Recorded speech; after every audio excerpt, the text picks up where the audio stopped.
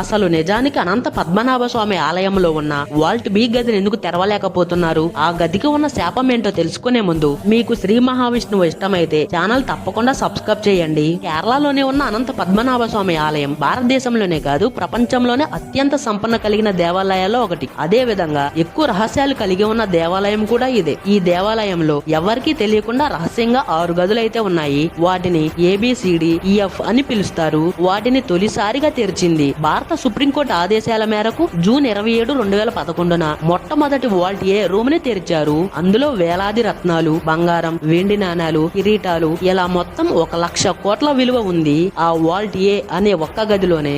ఆ తర్వాత వరుసగా CDEF అనే రూములను తెరిచారు. కానీ వాల్ట్ బి రూమ్ ని మాత్రం తెరవడానికి ప్రయత్నించగా మధ్యలోనే ఆపేశారు. బి రూమ్ ద్వారం మీద యోగిని సర్పరక్షణ చిహ్నం ఉందని నమ్మకం. కోర్టు ఆదేశాల మేరకు దానిని తెరవాలంటే సరైన రీతిలో పూజారులు, పురాణ శాస్త్రజ్ఞులు ఒప్పుకోవాలి. అదే విధంగా దీనిని తీయాలంటే మంత్రశక్తి అవసరం అంటారు. ఇప్పటి వరకు ప్రయత్నించిన వాళ్ళకి విపత్తులు జరిగాయని చెబుతుంటారు. చేతులతో తాకకూడని శాపగ్రస్త గది అని కూడా అంటారు. దీనిని తీయడానికి ఎటువంటి తాళాలు లేవు. కేవలం ఓ నాగబంధం మంత్రం ద్వారానే తెరవాలి అంటారు. ఇప్పటి వరకు అయితే ఆ బి గది మూసే ఉంది.